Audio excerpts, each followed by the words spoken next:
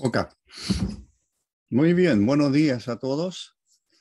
Anduvimos apurados ahora porque hemos llegado recién casi de nuestro local de reuniones, donde estábamos celebrando la Cena del Señor y por problemas de energía, entonces estamos haciéndolo ahora por Zoom. Así que parece que alcanzaron a llegar todos, parece, los que estuvieron. Creo que éramos 45, algo así. Muy bien, hermanos, vamos a continuar con el tema. El tema se llama La bendita esperanza, la bendita esperanza.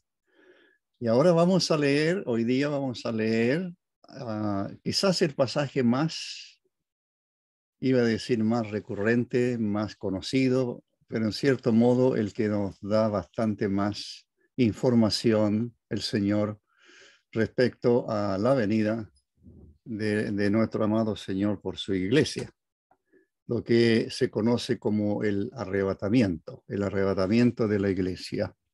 Así que vamos a leer en la primera epístola a los tesalonicenses, el capítulo 4 y el versículo 13.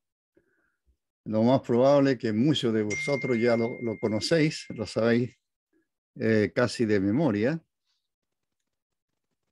Y así que vamos a leer el versículo 13, ese párrafo que no es muy largo, hasta el versículo 18. Dice así, 1 Tesalonicenses 4:13, tampoco queremos, hermanos, que ignoréis acerca de los que duermen, para que no os entristezcáis como los otros que no tienen esperanza. Porque si creemos que Jesús murió y resucitó, así también traerá Dios con Jesús a los que durmieron en él, por lo cual os decimos esto en palabra del Señor, que nosotros que vivimos no precederemos o no nos adelantaremos a los que durmieron, porque el Señor mismo con voz de mando, con voz de arcángel y con trompeta de Dios, descenderá del cielo, y los muertos en Cristo resucitarán primero. Luego nosotros, los que vivimos, seremos arrebatados, los que ya hemos quedado, seremos arrebatados juntamente con ellos en las nubes para recibir al Señor en el aire, y así estaremos siempre con el Señor. Por tanto, alentaos, el vocablo es consolaos, ¿para qué? Para alentaos o consolaos más bien los unos a los otros con estas palabras. Este es un pasaje no para tratarlo en una reunión, sino en más de una, y eso es lo que yo creo que voy a hacer. Ahora, para entender un poquito el porqué de esta enseñanza, tengo que hablar de un problema de los tesalonicenses. Voy a partir por ahí, por un problema de los tesalonicenses. Y luego seguiré, y no creo que avance un par de versículos, porque aquí hay mucho material. Es el pasaje que más detalle nos entrega. Es uno de los pasajes, en cierto modo, hay varias corrientes no de interpretación de este pasaje, sino que hay varias corrientes respecto al arrebatamiento de la iglesia. Así que existe hace ya siglos algún tipo de diferentes formas no de enseñar, sino que de mirar los propósitos del Señor que hoy todavía son futuros. Entonces, y ustedes, creo que en otra reunión voy a explicar un poquito, por eso que ustedes podrán escuchar palabras como pretribulacionista o post-tribulacionista, que el arrebatamiento es antes de la tribulación, que es al medio de la tribulación, que es al final de la tribulación, etcétera. Así que hay varias corrientes. Lo que yo creo y lo que en general, lo que se ha enseñado en las asambleas, es que el Señor viene para arrebatar a su iglesia y viene, y no sabemos cuándo, y de la iglesia, su esposa, la viene a buscar antes de la gran tribulación. Eso es lo que creo. Y eso es lo que voy a tratar de explicar quizás más en la próxima reunión, Dios mediante. Por ahora, iba a decir que es increíble, pero muchas veces hay una enseñanza de las Escrituras a raíz de algún problema surgido entre los creyentes. Surge a veces alguna discusión o sufre algún problema o se propaga una enseñanza. Entonces, en las epístolas, y Pablo específicamente pone las cosas en su lugar. Por ejemplo, 1 Corintios 11, de la Cena del Señor, Pablo enseña, y no tenemos mucha enseñanza de la Cena del Señor, del mandato, del detalle me refiero. Y entonces aquí ocurre algo parecido. Si usted, cuando comenzamos a leer este párrafo, como dije, el más conocido, el apóstol dice: tampoco queremos, hermanos, que ignoréis acerca de los que duermen, para que no os entristezcáis como los otros que no tienen esperanza. Entonces, lo que está haciendo el apóstol es mostrarle a la iglesia, a sus hermanos en la fe, allí en Tesalónica, les está demostrando, por un lado, su gran aprecio por ellos, y por otro lado, está, iba a decir atacando un problema, pero está aclarándoles, les va a aclarar con la enseñanza, les va a aclarar qué va a suceder con los creyentes cuando el Señor venga. O sea, lo que quiero decirle, hermano, que esta enseñanza no es que, iba a decir, no nació porque Dios quiere enseñarnos qué es lo que es el arrebatamiento, sino que se aprovecha esta oportunidad.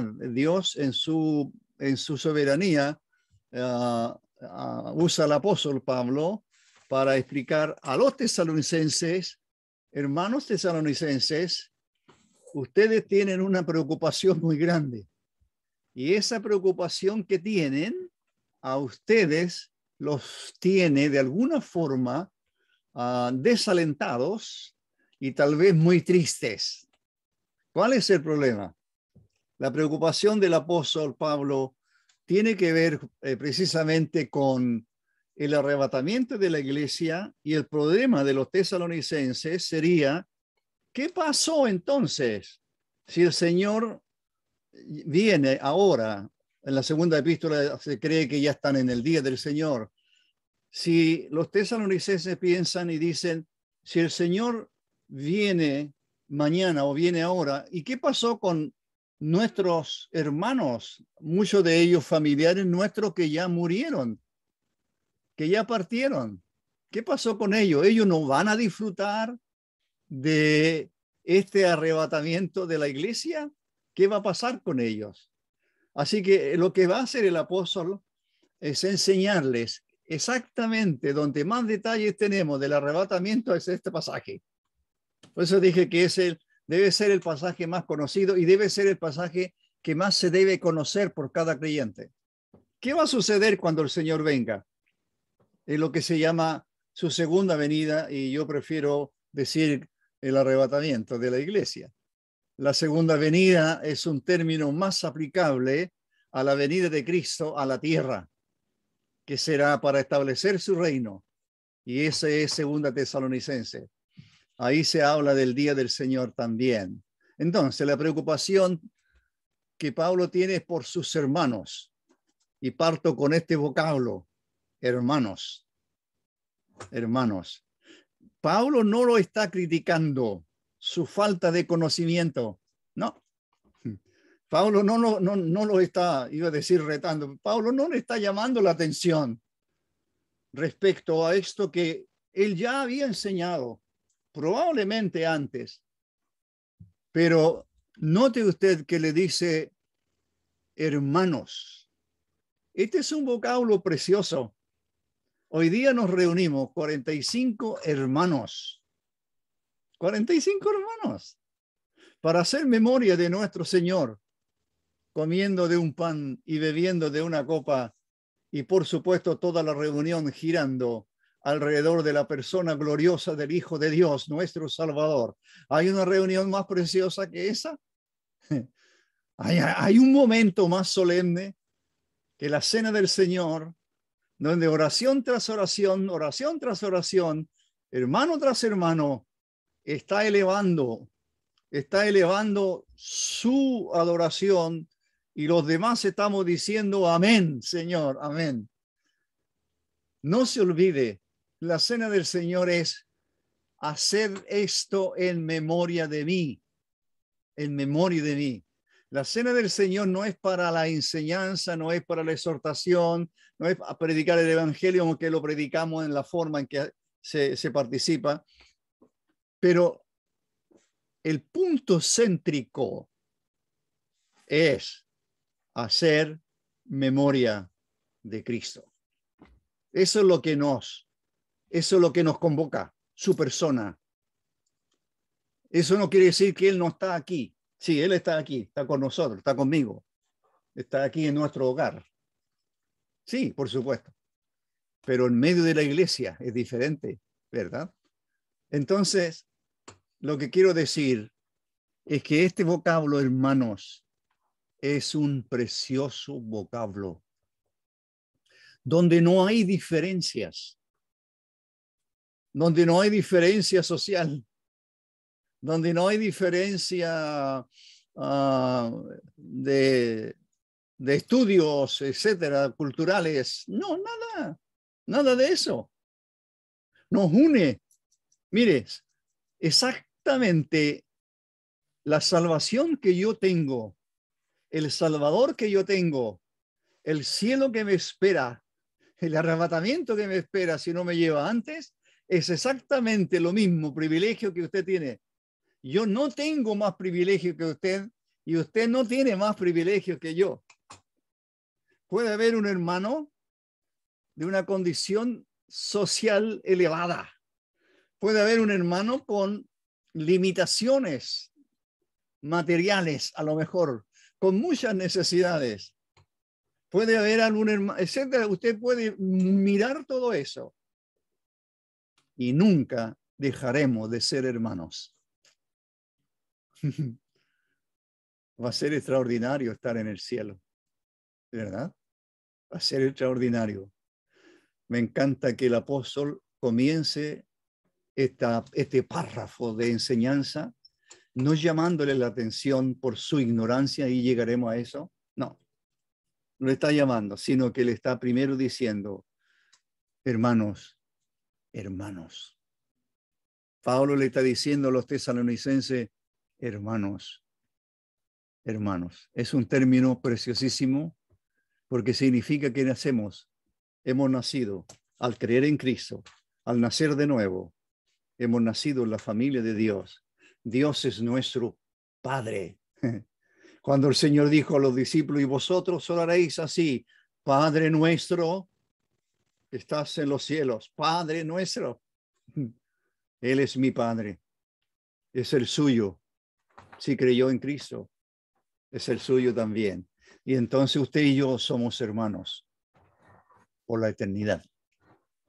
No importa que usted viva en la China, usted viva en otro país, a lo mejor ni nos conocemos con alguno, pero somos hermanos. Muy bien, eso es lo primero que quería mostrarle. Sin importar nada de lo que el mundo hoy ve, tantas cosas que suceden, nosotros somos hermanos. ¿Se imagina que todos fuéramos hermanos? Lo cual es imposible, ¿cierto? Todo el mundo. ¿Usted piensa que habrían robos? ¿Usted piensa que habrían crímenes? ¿Usted piensa que habrían abusos? ¿Usted piensa todo eso? No, por supuesto que no. ¿Por qué? Porque somos hijos de Dios. Y yo no puedo dañar a un hermano. No puedo dañarlo de ninguna manera, ni con palabras, ni con actos, ni con gestos. Nada, no. Al contrario, el Señor dijo, amaos, un mandamiento nuevo os doy, amaos los unos a los otros. Así como Cristo os amó, así como Cristo os perdonó. Ese es el texto que estaba pensando, dice el apóstol. Muy bien. Segundo, ¿cuál es la preocupación del apóstol por ello? ¿Cuál es su preocupación? ¿Por qué él escribe? Porque está preocupado. Pablo está preocupado. Está preocupado de que sus hermanos estén ignorando o puedan ignorar algo que es tan vital para nuestro futuro eterno y es tan vital para nuestra existencia en este mundo. La preocupación por ello es que no ignoren. Eso es lo que le dice, ¿verdad? En lo que el pasaje que leímos. No queremos, hermanos, no queremos. Mire, yo no quiero, dice Pablo. Yo tampoco. Sí, yo no soy Pablo, pero yo no quiero que mis hermanos ignoren los propósitos de Dios. ¿Por qué tenemos reuniones? Porque queremos que todos los hermanos se conecten y escuchen la enseñanza. ¿Por qué? Porque no queremos ignorar la enseñanza, la instrucción, el libro. Iba a tomar cualquiera de mi Biblia que están por aquí, pero iba a mostrarle el libro.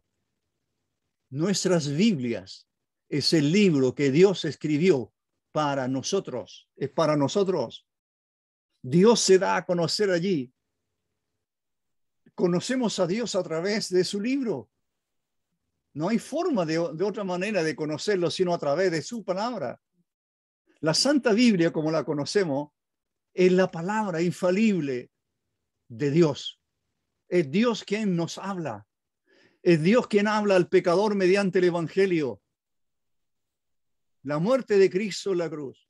El Evangelio de la gracia de Dios. Es Dios quien nos enseña de su gloria, de su persona, para que mientras esté en este mundo, yo me aferre a Él, le conozca mejor y viva en dependencia de Él y que Él me importe en mi vida. Hermanos amados, no quiero que ignoréis. No. Usted sabe que la ignorancia es uno de los males más grandes, ¿verdad? En la sociedad incluso. Ahora, que ignoremos cómo funciona un celular, que ignoremos cómo funciona un PC, un iPad o lo que tenga usted. ¿En qué nos cambia eso? ¿Ya? Bueno, ahí Andrés le puede enseñar de informática. Yo no. De electricidad sí que me acuerdo. Ahora, que usted no sepa nada de electricidad, ¿en qué le cambia la vida? Usted es experto en otra cosa, a lo mejor. Tiene otras habilidades, otros conocimientos. Pero lo que no debemos ignorar es la bendita palabra de Dios. Voy a tomar la que esté más cerca nomás, pero aquí hay una. Scofield dice, no, ya, no importa, lo que sea. Thompson o MacArthur, la Biblia que encuentro por aquí. Eso es lo que no debemos ignorar. El apóstol está diciendo, no queremos, hermanos, que ignoréis. La ignorancia estaba diciendo, la ignorancia es el problema más grande de los seres humanos, pero hay cosas que se pueden ignorar en esta vida. Oiga, ¿cómo funciona este universo? No tengo idea. Eso no me cambia en nada. Pero lo que sí debe afectarme es que yo no conozca o no sepa los propósitos de Dios, que yo no conozca el destino eterno de mi alma. Eso sería fatal. No saber a dónde vas cuando partas de este mundo. Hay solo dos lugares para el ser humano: la condenación eterna o la morada de Dios, el cielo, eternamente. Solo por lo que hagas con el Hijo de Dios. Como dijo Pilato a la multitud, ¿y qué haré de Jesús llamado el Cristo? ¿Qué haré? ¿Qué harás con Cristo? ¿Qué harás con su obra? Si ignoras el Evangelio, si ignora lo que tiene que hacer para ser salvo. El carcelero preguntó, porque no sabía, ¿verdad? ¿Qué preguntó el carcelero en Filipo a Pablo y Sila? Señores, ¿qué debo hacer para ser salvo? ¿Qué debo hacer para ser salvo? El apóstol dice, no queremos, hermanos, que ignoréis acerca de quién. De los que duermen. ¿Quiénes son los que duermen? Los que duermen son hermanos de la iglesia que ya murieron. Y este término, este concepto de dormir se usaba no solo en las escrituras. Mientras leía de esta semana, por aquí, por allá, que leo, entonces, esto del dormir era propio también de los romanos, era propio también de los griegos, dormir, llamándole a la muerte algo así. Así que como que no es algo acuñado solo en las escrituras, pero el Señor lo usa en las escrituras para referirse a la muerte del creyente. Por eso se dice durmió en Cristo. Entonces el apóstol está diciendo, muy bien, ¿vuestra preocupación cuál es? Vuestra preocupación es qué pasará con aquellos que ya murieron. Cuando el Señor venga, ¿qué va a pasar con ellos? Yo estoy vivo, me iré con el Señor, pero ¿qué va a pasar con ellos? Ya murieron. Y entonces eso es lo que el apóstol les va a enseñar. No queremos, hermanos, dice el versículo 13, tampoco queremos, hermanos, que ignoréis acerca de los que duermen, porque si vosotros ignoráis, no solamente acerca de los que duermen, si vosotros, hermanos míos, amados, ignoráis la palabra de Dios, ¿qué es el riesgo que se corre? ¿Cuál es el peligro que corres? ¿Cuál es el riesgo? Una tristeza, por así decirlo, sin límites. Una tristeza tan profunda que vosotros seríais semejantes a los que no tienen esperanza. No queremos, hermanos, que ignoréis acerca de los que duermen, para que no os entristezcáis como los otros. ¿Quiénes son los otros?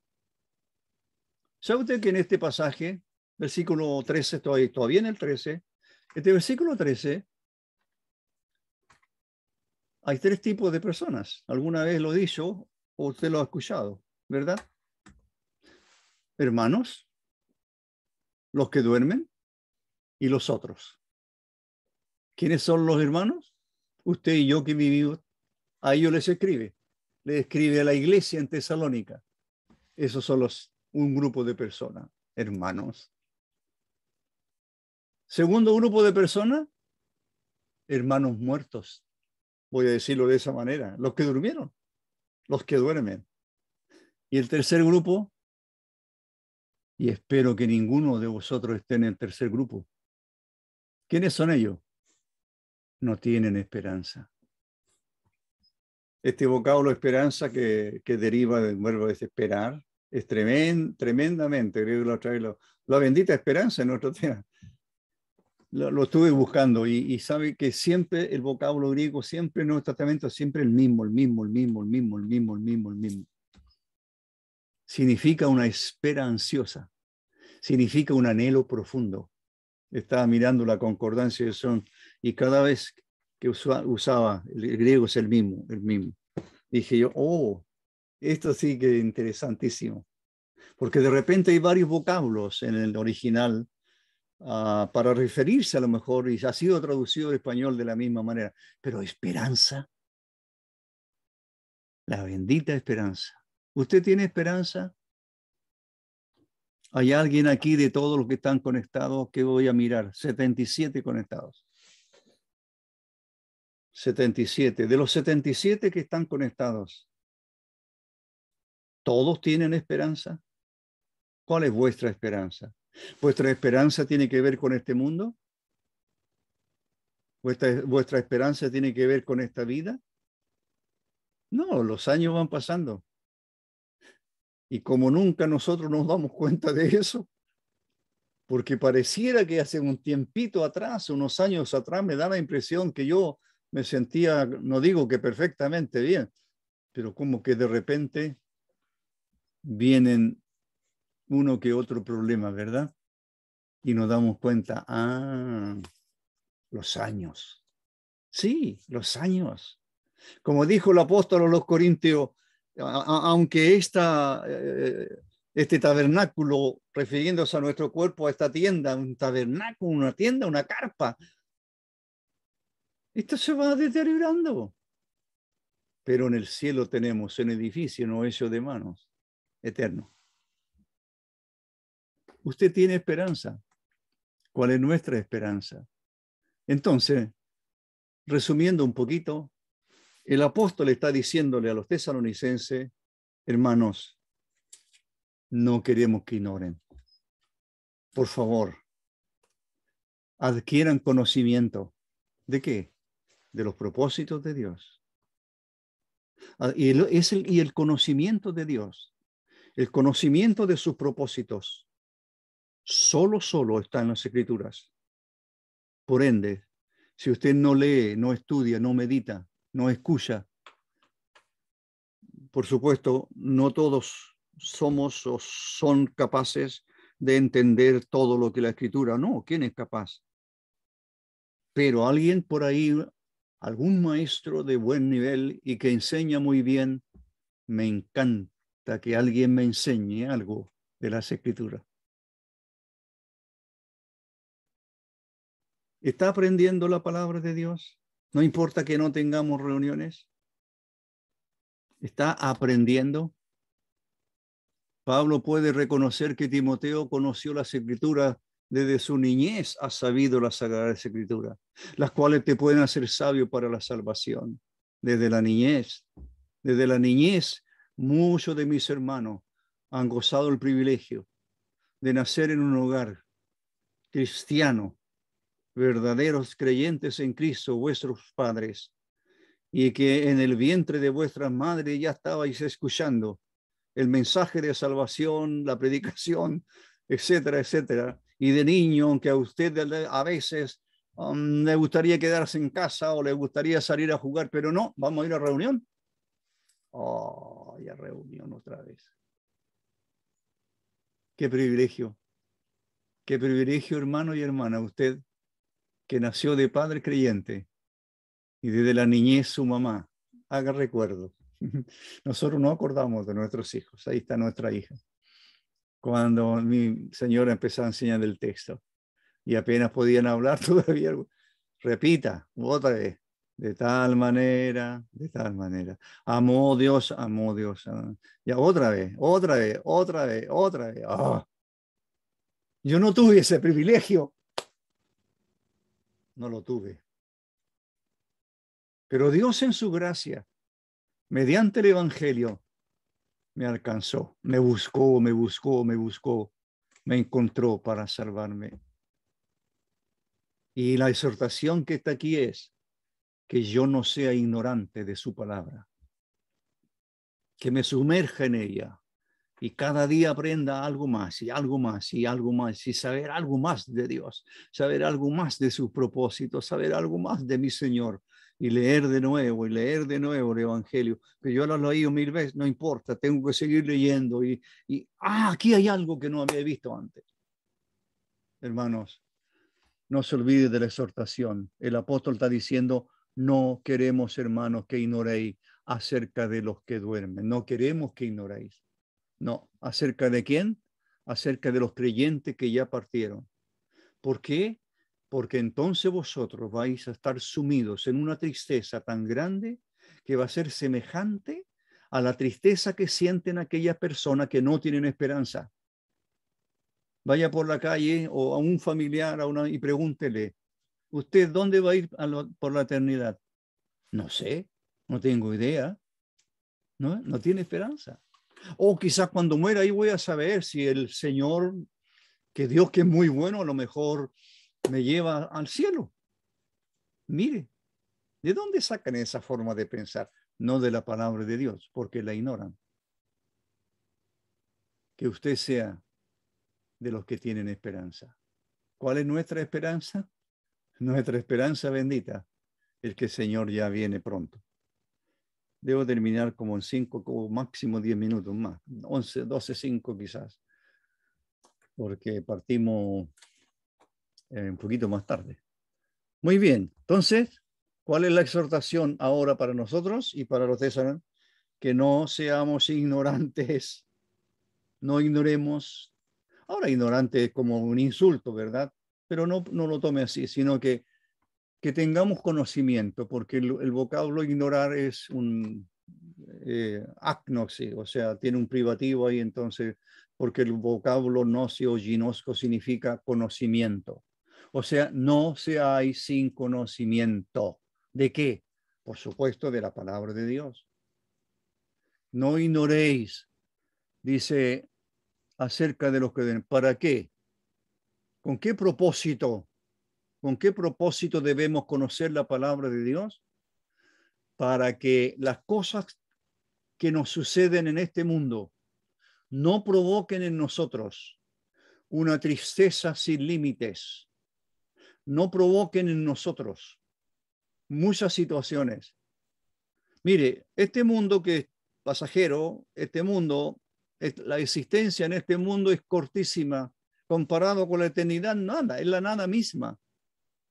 Así que este mundo hay que preocuparse de algunas cosas, por supuesto que sí, que hay que trabajar, etcétera, un montón de cosas, sí, pero asegúrese de la eternidad, asegúrese dónde estarás.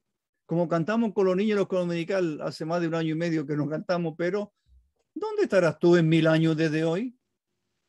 Así dice el coro, ¿dónde estarás tú en 1000 años desde hoy? ¿Estarás feliz? ¿Estarás cantando? ¿Dónde estarás tú? Así que la tristeza, hermanos, ¿es real? Sí. ¿Las lágrimas son reales? Sí. ¿Los problemas existen? Sí. ¿Las enfermedades existen? Sí. ¿La muerte existe? Sí. ¿Todo eso existe? ¿Nos afecta? Sí. Claro que nos afecta.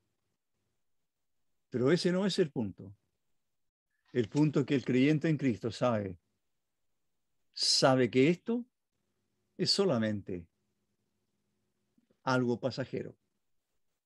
Y que aunque dure algunos años, muy pronto el Señor vendrá y viene a buscarme y me llevará para estar con Él.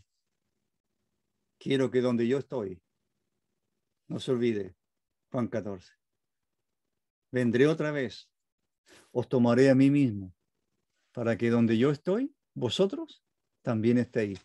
Esa es nuestra esperanza. Vamos a estar con el Señor. Si morimos antes que Él venga, vamos a su presencia. Nuestros cuerpos van a ser puestos en un cementerio por ahí. Yo digo donde sea. Pero en mi alma, la persona estará con su Señor. En espera de Él, arrebatamiento de la iglesia. Y eso ya tendremos que ir a otro pasaje, pero sigamos el tiempo que resta. Entonces dice, no seamos entonces, no nos asemejemos a aquellos que no tienen esperanza. La tristeza es real en nuestra vida, sí, estamos tristes a veces, sí. ¿Qué nos consuela? Nos consuela que el Señor viene pronto. Eso nos consuela. Nos consuela que somos hijos de Dios. Nos consuela que en su bondad y misericordia nos sostiene. Que en su voluntad y su amor también y misericordia nos permite que a veces suframos, sí. ¿Permite la partida de un ser querido? Sí. ¿Es real eso? Es real. ¿Lloramos? Lloramos. Es real. Pero tenemos algo que el mundo sin Cristo no tiene. Se llama esperanza. Se llama esperanza. Qué preciosa palabra. Gloriosa. Por eso el apóstol habla de la bienaventuranza, de la bendita esperanza. Así que en este pasaje tenemos los hermanos, que somos los creyentes que vivimos, los que duermen, que son los creyentes que ya no viven, que ya partieron, y sus cuerpos están en un sepulcro. Y ellos partieron, porque el ser humano es triuno, espíritu, alma y cuerpo, pero la verdadera persona, el ser humano es la persona, no el cuerpo. Yo, Juan Seguel, vivo en este es mi casa, este cuerpo. Bueno, 40 años atrás era diferente. esta casa era más nueva, no sé, iba a decir mucho mejor, pero esta casa se va envejeciendo, se va deteriorando, deteriorando, deteriorando. Pero el apóstol dice, pero el hombre interior se renueva de día en día. El hombre exterior tiene 80 o 90 años y dice, pero el interior, dice Pablo, el del creyente, ese se va renovando. Hermanos, y están los que no tienen esperanza, y ya lo hemos hablado de ellos. Los hermanos, los que duermen y los que no tienen esperanza. Dejo encaminado el versículo que sigue. ¿Qué dice el versículo que sigue? Porque si creemos. Entonces tengo que hablar de lo que creemos. ¿Cuál es nuestra creencia?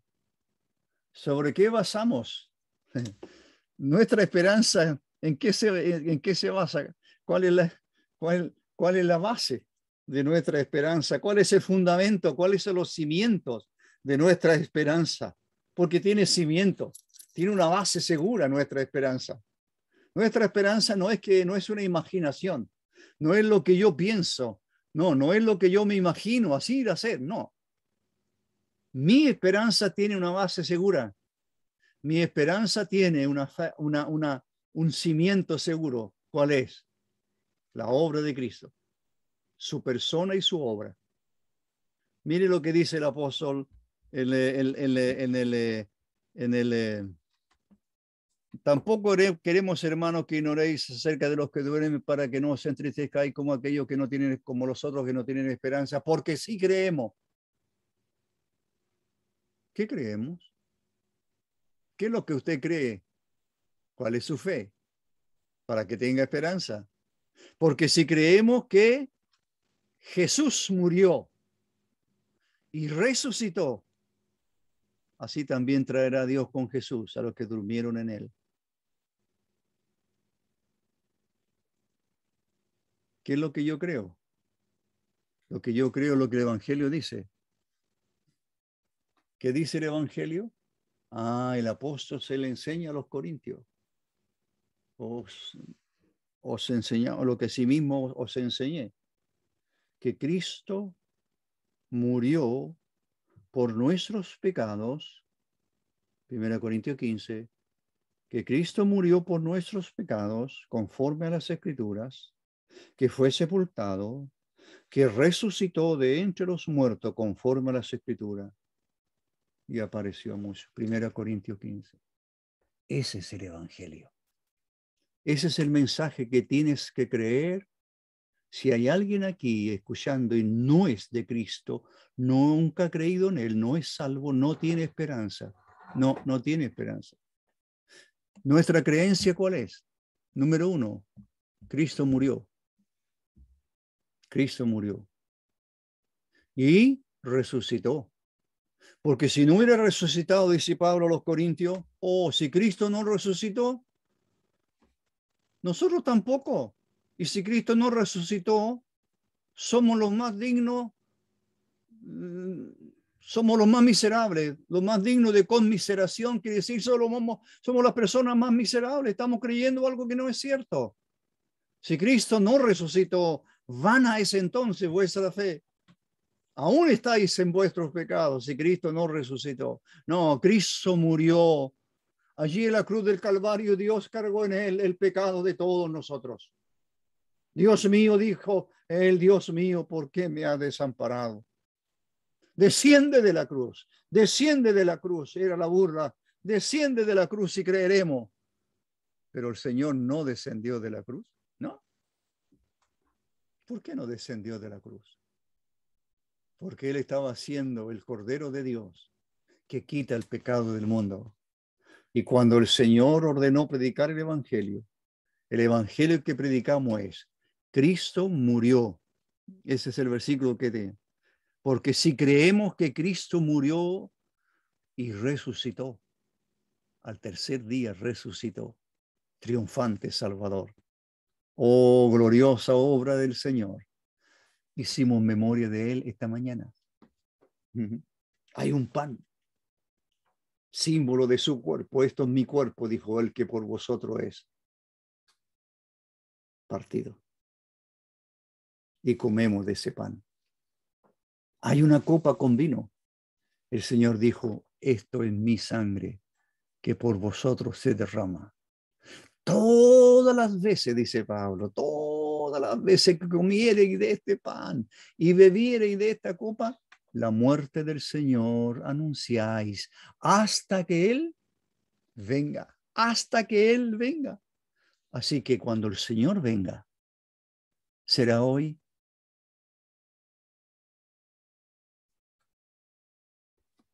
será mañana, será el próximo año, no sabemos. Pero cuando Él venga, eso lo hablaremos ya el próximo domingo y continuaremos. Pero el texto no alcancé a terminarlo, porque si creemos que Jesús murió y resucitó, así también, de la misma manera que eso sucedió, también Dios no puede mentirnos, no puede fallarnos nada. Si Cristo murió y resucitó, y esa es una verdad divina, poderosísima, única, Cristo murió, Cristo resucitó. Si creemos eso, también tenemos que creer que el Señor va a venir. Traerá con Jesús.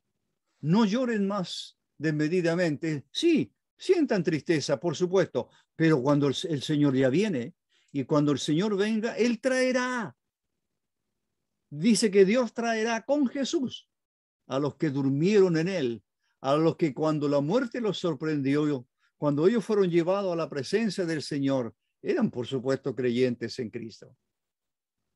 Bueno, pasó el tiempo volando, pero dejé encaminado este pasaje que es tremendamente, como dije yo, es quizás el que más detalle nos entrega, junto a 1 Corintios 15 al final, el que más detalle nos entrega acerca de lo que se llama el arrebatamiento de la iglesia. Aquí es el único pasaje donde aparece la palabra arrebatamiento. Vamos a orar. Padre nuestro, Dios bendito, te damos gracias y te alabamos, nuestro Padre, por tanto que nos das, por tu misericordia, gracia, amor, que son infinitos. Tú, nuestro Dios bendito, tú quisiste soberanamente, quisiste salvar al pecador sobre la base del sufrimiento de tu propio único y amado Hijo en la cruz. Cristo murió por nuestros pecados. Él fue sepultado y Él resucitó de entre los muertos. Ahora, todos los que hemos creído esta verdad, somos salvos. Has perdonado todos nuestros pecados y ahora vivimos esperando, esperando, esperando. Estamos esperando que nuestro Señor venga a las nubes para arrebatarnos y llevarnos para estar con Él, como dice el pasaje, y así estaremos siempre con el Señor. Por tanto, alentaos, consolaos con estas palabras. Gracias, Padre eterno, por tu Hijo, el Señor Jesucristo. Amén. Que el Señor les bendiga y que esta enseñanza nos ayude a vivir cada día en espera de nuestro Señor, la bendita esperanza.